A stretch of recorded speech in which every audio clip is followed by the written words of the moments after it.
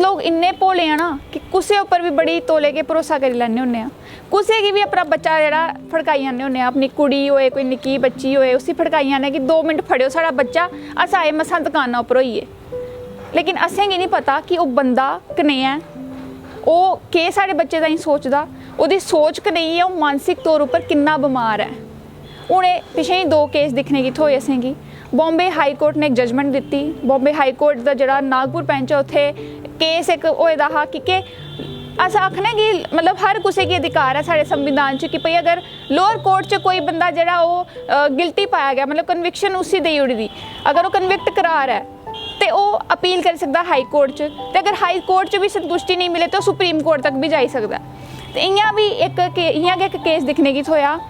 कि एक बंदा जेह्दे उप्पर आरोप एह् लाए दा हा ओह्दी बच्ची दी मां ने कि इस बंदे ने मेरी बच्ची गी फड़े दा हा, ओह्दे बाद इस बंदे दी जेह्ड़ी ही पैंट दी जिप जेह्ड़ी ही ओह् खुल्ली दी ही, इन्नै मेरी बच्ची कन्नै ज्यादती कीती, ओह्दे कन्नै सैक्शुअल असॉल्ट जेह्ड़ा ओह् होया,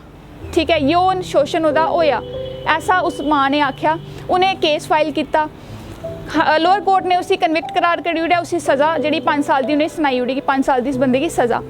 ओह्दे बाद अपील की बंदे ने कि भाई में इन्नी सज़ा नहीं भुगती सकता, तो उन्हें हाई कोर्ट च अपील की। हाई कोर्ट च बैठी दी ही एक जज, एक जस्टिस जेह्ड़ी कि जस्टिस गनेरी जिनसी आखदे पुष्पा गनेरीवाला,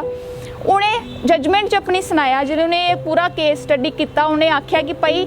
कुसै बच्ची गी छूना या कुसै बच्ची दी जिप खोलना पैंट दी, ਇਹ सैक्शुअल असॉल्ट के अंदर नहीं आता, पॉक्सो एक्ट के अंदर, जो पॉक्सो एक्ट है 2012 च आया हा, ਉਹਦੇ अंदर ये जो चीज़ां ये सैक्शुअल असॉल्ट के अंदर नहीं आंदियां। बड़ी अनोखी जजमेंट, पूरा देश हिल्ली गेदा जजमेंट सुनिए, बड़े लोग निंदा करा दे कि एक जनानी होइए तुस इयो लेई जजमेंट पास करा दो। चलो ये तो एक जजमेंट ही, एक और जजमेंट सुनो। उसदे च केह् होया कि एक 12 साल की बच्ची ही, तो उस 12 साल की बच्ची की एक बंदे ने जेड़ा कि 39 साल का बंदा हा, उन्हें क्या किया, अपनी उन्हें उसी एक मरूद दिता, मरूद के लालच उसी अपने घर ले गया। ਉਹਦੇ बाद उन्हें क्या किया, उसी मतलब कि टच किया, ठीक है, वो ब्रेस्ट की टच किया। जिसले वो माँ आई तो उन्हें अगे देखा कि बच्ची की सलवार भी उन्हें बंदे ने ही खोली दी ही, तो बच्ची करला दी ही। जिसले उन्हें देखा कि बच्ची रोआ दी है, क्योंकि म्हल्ले वाले ने दस्या, पुछया उन्हें कि बई मेरी बच्ची कुत्थे है, तो माँ म्हल्ले वाले ने आख्या कि सामने वाले घर जाते दिखी दी ही। वो पूरा उन्हें चक्कर मारिया, पूरे घर का दिखा, कुतै नहीं बच्ची लभी। जिसले उपर वाले कमरे च गई तो अगे दिखा बच्ची कुंडी मारी दी ही उन्हें, तो बच्ची जी ही रोआ दी ही उत्थे।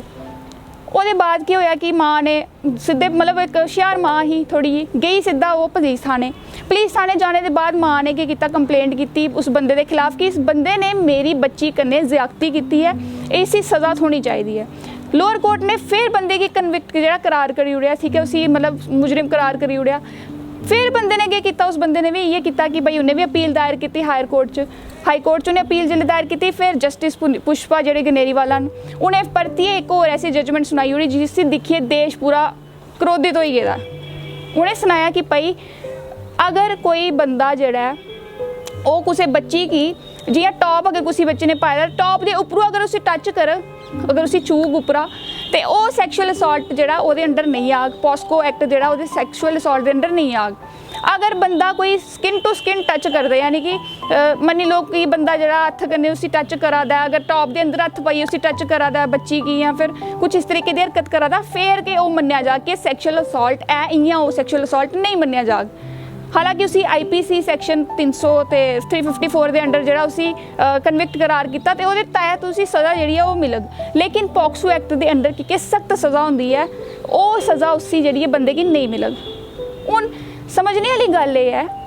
कि जिथे अस दिखने होन्ने आं निक्की निक्की बच्चियां उंदे कन्नै रेप होआ दे। अगर मैं दस्सां तुसें कि रिपोर्ट NCRB की रिपोर्ट जी है वो आखदी है कि 2017 च पॉक्सो के अंडर के 32,608 केस रजिस्टर्ड होए है। ਉਹਦੇ बाद 2018 च 39,827 ਜਿਹੜੇ है केस रजिस्टर होए, जिंदे चा 21,000 केस खाली रेप दे है, यानी कि बाकी केस सैक्शुअल असॉल्ट दे या और कोई हो सकते हैं, लेकिन 21,000 केस रेप दे है। मैडम होर ने आख्या कि जी जस्टिस साहिबा ही मतलब कैसी सोच है उनकी भी, मी भी समझ नहीं आया कि मतलब अगर तुम स्किन टू स्किन टच करके फिर जाइए कि सैक्शुअल असॉल्ट मन्निया जाग, इ'यां सैक्शुअल असॉल्ट नहीं मन्निया जाग। मतलब तुम खुले एक तरीके की देआ दे उन लोगों की जेह्ड़े मैटाडोर च चढ़िए कुसै गी छेड़दे, ठीक है, मैटाडोर च सजाने उन्हें कुड़ियाँ, लोग केह् करदे, कोई इ'यां कोनी मारा दा, कोई कुसै गी टच करा दा, कि वो सैक्शुअल असॉल्ट नहीं है? कि एक बच्ची जेह्ड़ी निक्की बच्ची जिसी पता गै नहीं आई कि जिंदगी च है कि है, जिंदगी दिक्खी नहीं उन्हें, जिसी अपने शरीर का नहीं पता, अगर उसी वो टच करा दा कि उसदा अंदर मतलब बुरा नहीं उसी लगता होग, जिसलिए वो बड्डी होग, जिसलिए वो पढ़ग कि मैं केस मेरी माँ ने फाइल किया हा, कि वो कितनी टॉर्चर होग, कि मैंटल बैलेंस बच्ची का खराब नहीं होग, कि लोग उसी की साड़ी सोसाइटी वैसे भी तुसें पता गया बई एक्सैप्ट नहीं करती उली चीज़ां। साड़ी सोसाइटी ये चीज़ां मनदी नहीं है कि बई अगर किसी बच्ची कन्नै कुछ इहो जेही चीज़ होई दी है तो उसी अस एक्सैप्ट करचे। वो आखदी कि नहीं ये बच्ची के कुछ बुरा होए दा दे कन्नै, मतलब मैंटैलिटी वैसी होई गेदी साड़ी। अगर उसदे बाद मैं गल करां उन लोकें दी जेह्ड़े कि सैक्शुअल असॉल्ट ते करी लैंदे न, लेकिन हूँ दिक्खो तुस आपे दिक्खो IPC दी 354 सैक्शन लगी दोनों बंदे उपर, तो उन्हें कि ज़्यादा तो ज़्यादा किन्नी साल की सज़ा होग, 1 साल 2 साल, उसके बाद फिर छुट्टी आना। हालांकि दिक्खने गी इत्थों है कि सुप्रीम कोर्ट ने निंदा की इस जी जजमेंट की, उन्हें आख्या उन्हें तो स्टे लाई ओड़े दा फिलहाल इस जजमेंट उपर, पर तुस आपे सोचो अस केह्ड़े समाज च रोआ ने।